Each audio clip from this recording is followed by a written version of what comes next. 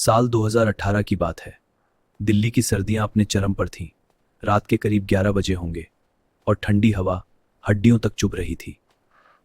रोहित एक call centre में काम करता था और उस रात अपनी नाइट शिफ्ट खत्म करके घर लौट रहा था। उसका घर ऑफिस से करीब 12 किलोमीटर दूर था। रोज की तरह उसने कैब लेने के बजाय सोचा कि थोड़ा चलकर मेन रोड तक जाए और वहां से ऑटो ले ले।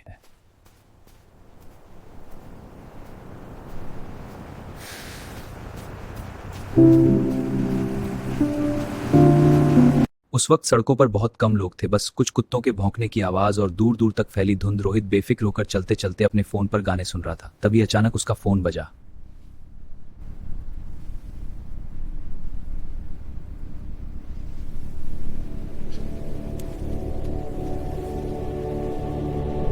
स्क्रीन पर अननोन नंबर फ्लैश हुआ। रोहित ने सोचा इस वक्त कौन कॉल कर रहा है। थोड़ा झिझकते हुए उसने कॉल उठा लिया। हेलो। और तभी अचानक एक बहुत धियांकती हुई लड़की की आवाज सुनाई दी। कौन बोल रहा है? आप कहाँ हो? मैं फंसी हुई हूँ, यहाँ बहुत अंधेरा है। लड़की की आवाज और भी कमजोर हो गई और रोहित का दिल तेजी से धड़कने लगा था। अब रोहित को थोड़ा अजीब लगने लगा। क्यों मैं ही क्यों? क्योंकि तुम पहले भी यहाँ आ चुके हो। ये सुनते ही रोहित के हाथ से फोन लगभग गिर गया। मैं तो कहीं नहीं आया। तभी कॉल कट हो गई। रोहित कुछ देर तक वहीं खड़ा रहा। उसका दिमाग जैसे काम करना बंद कर चुका था, लेकिन उस आवाज में जो डर था। उसने कॉल बैक करने की कोशिश की, लेकिन नंबर टिका रहा। रोहित ने गहरी सांस ली है, लेकिन अब उसे हर चीज अजीब लगने लगी थी, जैसे कोई उसका पीछा कर रहा हो। कुछ ही मिनट बाद उसका फोन फिर से बजा। इस बार उसने बिना सोचे तुरंत कॉल उठा लिया। हेलो, तुम कहाँ हो? तुम पास ही हो। ये सुनते ही रोहित के पैरों तले जमीन खिसक गई। क्या मतलब? मुझे देख सकती हो? तुम ब्लैक जैकेट पहने हुए हो। अब रोहित तो पूरी तरह डर जा था। उसने तुरंत चारों तरफ देखा। कोई नहीं था। तुम हो कहाँ? पीछे मुड़ो। रोहित का दिल मानो रुक गया। उसने धीरे धीरे पीछे मुड़कर देखा, लेकिन वहां कोई नहीं था। सिर्फ मुझे कुछ दिखाई नहीं दे रहा। तभी लड़की की आवाज। याद है? ये सुनते ही रोहित के दिमाग में एक पुरानी याद चमकी है। उसे लगा था कोई और मदद कर देगा, लेकिन आज वो याद उसे अंदर तक हिला गई। नहीं, वो मैं नहीं था। लेकिन दिल जानता था सच क्या है। और तभी तुमने मुझे मरने के लिए छोड़ दिया। अब रोहित के हाथ बुरी तरह कांप रहे थे। मैं डर गया था, मुझे माफ कर दो। तभी अचानक उसके फोन की स्क्रीन खुद ब खुद बदल गई। अब कॉल स्क्रीन की जगह एक लोकेशन मैप दिख रहा था। वो लोकेशन ठीक वही थी जहां रोहित खड़ा था। और अचानक उसका फोन बंद हो गया। चारों तरफ सन्नाटा छा गया। अगली सुबह उसी सड़क पर लोगों की भीड़ जमा थी। एक युवक की लाश दिखाई दे रहा था। पुलिस ने जांच शुरू की, लेकिन कोई एक्सीडेंट का निशान नहीं था। न कोई गाड़ी, न कोई टक्कर, बस उसका फोन उसके हाथ में था। जब पुलिस ने फोन चेक किया तो आखिरी कॉल लॉग में वही अननोन नंबर दिखा रहा है। और सबसे डरावनी बात, उस नंबर की डिटेल निकालने पता चला और वो उसी लड़की की साल पहले ही बंद हो चुका था। अगले जा कॉल के मरी था।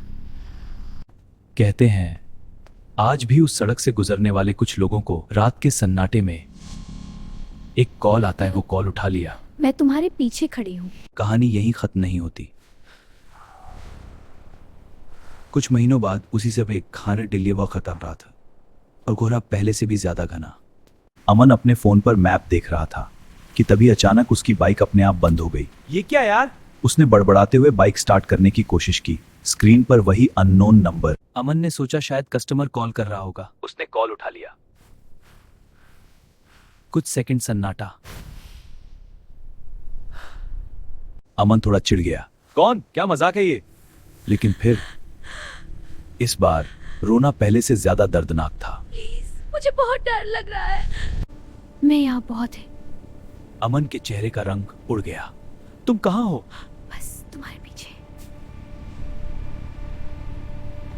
कोहरा और कुछ नहीं। उसे ऐसा लगा जैसे कोहरे के अंदर लेकिन मौत छाई है। उसका दिल जोर जोर से धड़कने लगा। देखो, मुझे ये सब नहीं पता, मैं जा रहा हूं। उसने घबराकर बाइक स्टार्ट करने की कोशिश की। इस बार बाइक एक ही किक में स्टार्ट हो गई। अमन ने तुरंत एक्सीलरेटर घुमाया। बाइक आगे नहीं बढ़ी, जैसे किसी ने पीछे से पकड़ रखा हो। उसने डर के मारे पीछे देखा और इस बार कोहरे में से एक लड़की धीरे धीरे बाहर आ रही थी। उसका चेहरा खून से सना हुआ, आंखें खाली, उसकी बाइक के पीछे लगे हुए। इस बार तुम नहीं बचोगे, अमन चीख पड़ा। उसने पूरी ताकत से बाइल और अचानक सब कुछ गायब हो गया। अमन किसी तरह घर पहुंचा। पूरी रात वो सो नहीं पाया। अगले दिन उसने तय किया कि वो उस सड़क पर फिर कभी नहीं जाएगा। अब कहानी का सबसे डरावना हिस्सा अभी बाकी। ठीक के 11 बजे उसका फोन फिर बजेगा। वो नहीं, लेकिन फोन अपने आप स्पीकर पर चालू हो गया। भागकर कहाँ जाओगे? अब तुम्हें भी कंटाल डांगा। उसके फोन की स्क्रीन पर एक फोटो दिखाई दी है। वो फोटो अमन की थी। वो उसी सड़क पर खड़ा था, पीछे अभी सी। अमन, तुम्हारी बारी है। और फोटो के नीचे लिखा था, ना घर में ना आसपास, बस उसका फोन 9 नंबर सेव था।